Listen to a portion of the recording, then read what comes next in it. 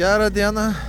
Audi A4 13 metų, faceliftinis modeliukas, 2 litrai, 103 kW, mechaninė, dėžė, priekis varomas, su gražiais lietais ratais, gražus kėbuliukas, su odytėm,